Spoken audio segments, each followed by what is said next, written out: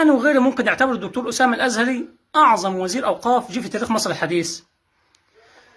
الدكتور أسامة الأزهري أعاد الانضباط والالتزام إلى هيئات ومؤسسات ومساجد وزارة الأوقاف بعد الهجص والهرطل والإهمال اللي كنا بنشوفوه في المساجد والمديريات والمؤسسات بتاعتها. لذلك بيجي فيه انضباط من قبل العمال والموظفين والأئمة في المساجد والمديريات والهيئات التابعة لوزارة الأوقاف. تاني حاجة ودي الأهم، الدكتور أسامة الأزهري أعاد المظاهر الدينية اللي كان الشعب خلاص حطه في بند البدع والمنكرات لتأثرهم بالفكر السلفي.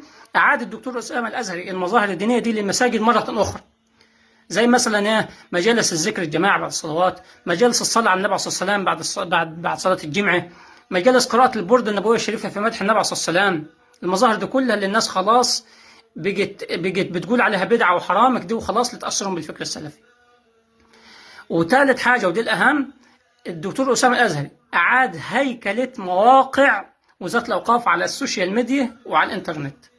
بعد ما وزارة الأوقاف يعني كانت جربت تختفي كده على السوشيال ميديا وعلى شبكة الإنترنت، لا الدكتور أسامة الأزهري يعني كبر مواقع وزارة الأوقاف على الفيس وعلى تويتر وعلى اليوتيوب وعلى حتى شبكة الإنترنت عامة، وقوى المواقع بتاعتها وكبرها، وأطلق مبادرات رقمية ومبادرات إعلامية كبيرة لتصحيح يعني زي مبادرة صحح مفاهيمك دي اللي هتصحح مفاهيم الشباب حول الإسلام وحول المفاهيم المغلوطة اللي ضخ الفكر السلفي السعودي في مصر. رابع حاجة، الدكتور أسامة الأزهري أطلق برنامج أو أطلق مسابقة دولة التلاوة ثم برنامج مسابقة دولة التلاوة. البرنامج والمسابقة اللي رجع في أذهان الناس إن مصر هي المنبع الوحيد أو المنبع الأول للقراء المبتهلين.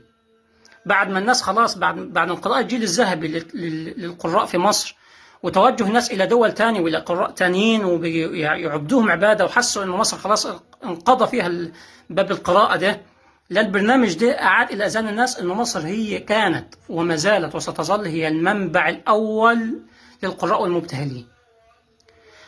خامس حاجة، تحويل قناة الناس من بوق سلفي بيبخ كل الأفكار السلفية المسمومة في المجتمع إلى بوق أزهري وسطي فكر معتدل.